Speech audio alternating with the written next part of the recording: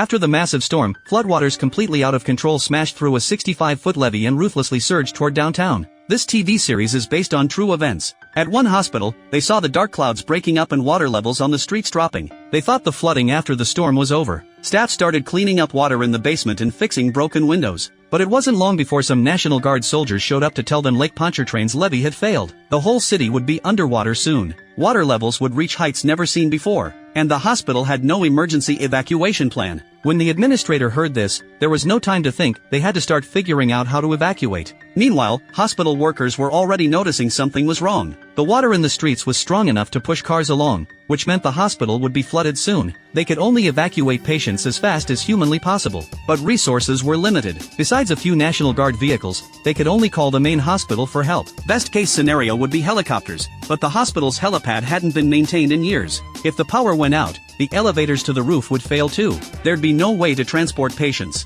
Given the emergency, they had to work with what they had. Before long, through the secretary's desperate calls for help, a good Samaritan responded. Hospital staff went up to check the helipad. The rusty frame creaked when they stepped on it. You could even hear screws coming loose. It felt like one more person would make it collapse. Plus, rebar was sticking out of the concrete everywhere. If a helicopter landed on it, not only would it not help the hospital, it might crash the chopper too. They were about to get tools to test it when a helicopter just landed right on it. But the crew said they only had room for one person. The staff didn't have time to think. They rushed to pediatrics to evacuate a baby. With the power failing and elevators down, they had to carry medical equipment up the stairs to the roof. A nurse had just picked up the baby when she was pulled into the helicopter. She thought she'd drop off the baby and come back to help others, but they took her too. Since that guy had said he'd call in more helicopters to help, the nurses carried several more babies to the roof, only to find not a single helicopter there. The secretary had to push the guy again for help, but by now the water was nearly 16 feet high. Even though the electrician tried everything to save it, the merciless water still flooded the generators.